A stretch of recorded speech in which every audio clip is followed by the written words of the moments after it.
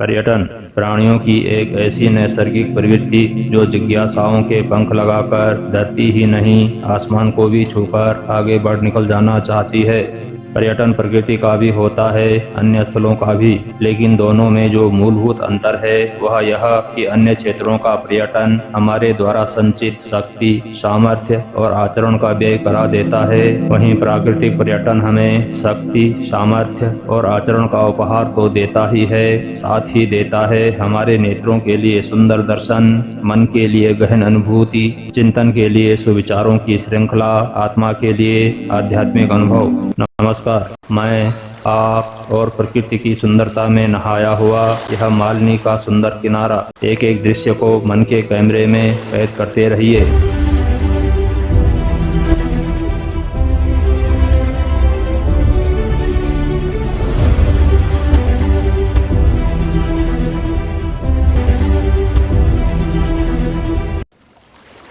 मालिनी उज्ज्वल जल की अमृत धारा, झरनों में गाती, भंवरों में मुस्कुराती, चर अचर सभी को जीवन की पहेली समझाती, प्रवाह पथ में कठोर पत्थरों से जूझती, फिर भी हंसती मुस्कुराती, अटखेली करती, स्वयं के द्वारा बनाए गए रास्तों में आगे बढ़ती जा रही है। नदी का यह उज्ज्वल छलछलाता जल अपनी शीतलता से प्राणों को ही तृप्त नहीं करता, अपने अनिंद्य सौंदर्य से मन और आत्मा को भी तृप्त कर जाता है। ये नदियां हैं जो सृष्टि को संवारती हैं, संस्कृतियों को पल्लवित पोषित करती हैं, लेकिन क्या हम इन्हें ठीक से पहचानते हैं?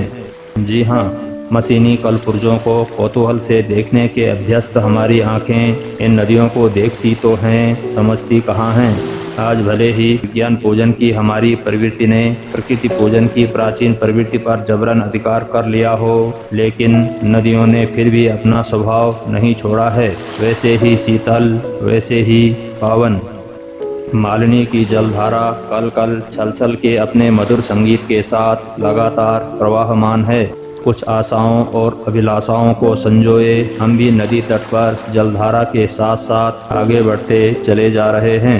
नदी के प्रवाह को माँ गंगा से मिलने की आतुरता है, हमारे पैरों के प्रवाह में लक्ष्य तक पहुँचने की उत्सुकता है। आँखों का प्रवाह नदी के प्रवाहमान शुभ्र श्वेत जल के साथ गतिमान है और मस्तिष्क में उन असंख्य पौराणिक कथाओं, कथानकों का प्रवाह है जो सहस्राब्दियों से मानवों के मन और मस्तिष्क को झकझोरते चले आ रहे हैं। फिर याद आ रहा है ऋषि दुर्वासा का वह श्राप जो अवोध और निरुपाय मन पर वज्र प्रहार जैसा भयंकर था, जिसने शकुंतला के उर्वर मन को मरुस्थल में बदलकर रख दिया था। वह श्राप उस समय शकुंतला पर तो प्रभावी हुआ ही था, यहाँ नदी पर भी प्रभावी होता दिखाई दे रहा है। नदी के जल के प्रवाह में धीरे धीरे कमी होने लगी है, जल का घनत्व भी घटता चला जा रहा है। सहस्र धारा से कुछ ही आगे बढ़ते हैं तो हमारा सामना एक लोहे के पुल से होता है जो सन 1887 ईस्वी से नदी के दोनों तटों को मजबूती से जोड़ता चला आ रहा है, लेकिन आज समय की मार से जर्जर हो चुका है। यहाँ से लगभग 2 किलोमीटर आगे चलने पर हमें एक नहर का प्रारंभ मिलता है। यहाँ नदी का शेष जल उस नहर में समा जाता है। यहाँ से आगे नदी का प्रवाह पथ तो दिखाई देता है, पर प्रवाह नहीं दिखाई देता है। हाँ, वर्षा ऋतु में आप गर्जन तर्जन करती हुई नदी के विशाल वेग को अवश्य ही देख सकते हैं। इस नहर को इस क्षेत्र की प्राण रेखा कह दिया जाए तो कोई अतिशयोक्ति न होगी। भावर क्षेत्र का जीव जगत ही नहीं, धरती भी इसी नहर के प्रताप से उर्वर है, जीवंत है। इस नहर का निर्माण कार्य 1869 से 70 ईस्वी में तत्कालीन गढ़वाल के जिलाधिकारी कर्नल गारसिन ने आरंभ करवाया था।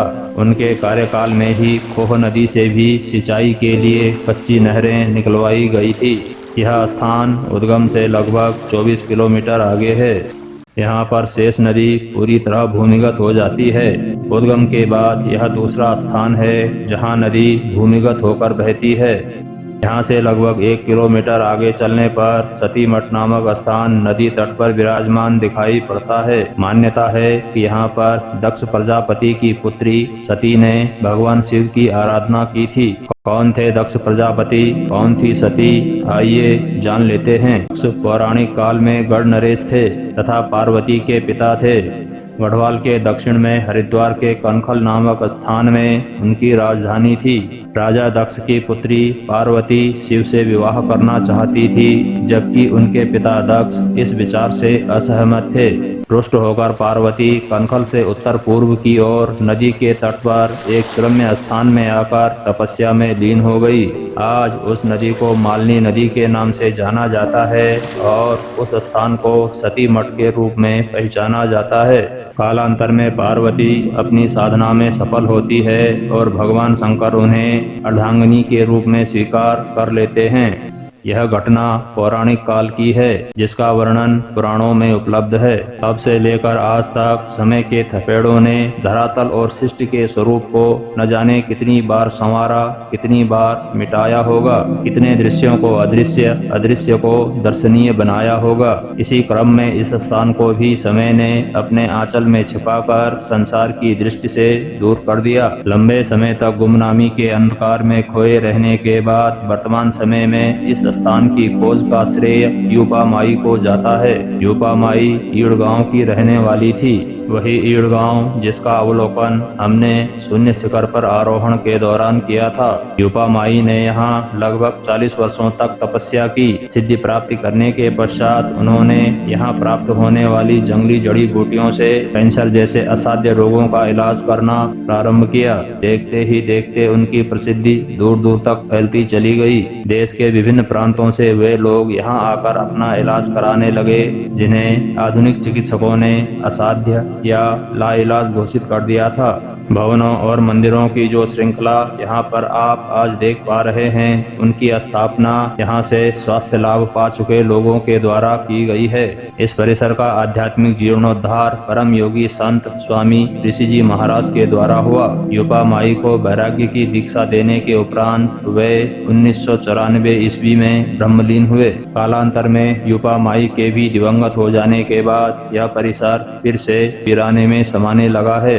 सती मठ से कुछ आगे चौकी घाट नामक स्थान है, जहां आज कुछ मकानों की बसावट देखी जा सकती है। घाट शब्द का प्रयोग प्रायः दो अर्थों में प्रचलित है। पहला नदी तट पर स्थित व्यापारिक स्थान तथा दूसरा अंतिम संस्कार का स्थान। यह स्थान दोनों ही कार्यों के लिए प्रसिद्ध रहा है। आज भले ही यह स्थान महत्वहीन सा लगता हो, लेकिन किसी कालखंड में यह एक प्रसिद्ध व्यापारिक, सामरिक व सांस्कृतिक महत्व का स्थान हुआ करता था। मैदानी तथा पर्वतीय क्षेत्र का संधि स्थल होने के कारण यहाँ पर तत्कालीन राजाओं की सैनिक चौकियां भी हुआ करती थी, जो आवागमन पर तो नियंत्रण रखते ही थे, अवांछित तत्वों को भी आगे बढ़ने से रोकते थे। यह वही स्थान है जहाँ 8वीं से लेकर 11वीं शताब्दी के खंडहरों के अवशेष मिले हैं, जिन्हें महर्षि कर्ण के गुरुकुल का ध्वंसावशेष माना जाता है। पर्वतीय प्रदेशों में उत्पन्न होने वाले अनाजों को यहीं से देश के समतल भूभागों में भेजा जाता था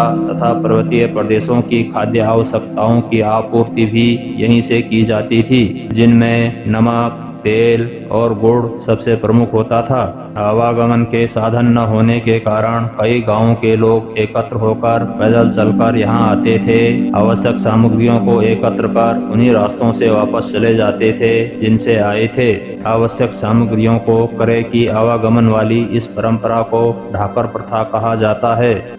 ढाकर या कह लीजिए ढाकरी पर्वतीय जनों की एक हृदयग्राही परंपरा, जिसमें आरोहण अवरोहण को उत्सव की तरह ही मनाया जाता था। अपनी दैनिक आवश्यकताओं के हिसाब से कई गांवों के सयाने सक्षम व्यक्ति समूह बनाकर दूर स्थित घाटों के लिए प्रस्थान करते थे। यात्रा सप्ताह या इससे भी अधिक समय की, ग्राम से घाट के दूरी के अनुसार। इस यात्रा को किसी भी साहसिक यात्रा से कमतर मत आंकिए। अनगढ़ पगडंडियां, नदियों का पथरीला तट, पहाड़ी ढलान, चढ़ाई, उस पर अरण्यचारी पशुओं से मुठभेड़ होने का खतरा हरदम बरकरार रहता था। मौसम भी धूप छांव वाला, कभी सर्दी कभी वर्षा। जैसे जैसे घाटों के निकट पहुंचते जाते हैं, गर्मी की पीड़ा से झुलस जाना भी स्वाभाविक ही होता था। नमक, तेल, गुड़, वस्त्र व आवश्यक चीजों को खरीदकर ये लोग फिर उन्हीं रास्तों से वापस अपने गांवों को लौट जाते थे जिनसे आए थे।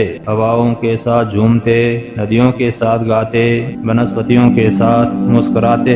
आज जब सभी भौतिक संसाधन घर की देहली तक पहुंच चुके हैं, इस प्रथा का अंत हो चुका है। है, लेकिन हमारी इस यात्रा का क्रम अनंत है। तब तक अनंत है जब तक नदी की धारा का अस्तित्व अनंत है। तो साथ बने रहिए। नमस्कार।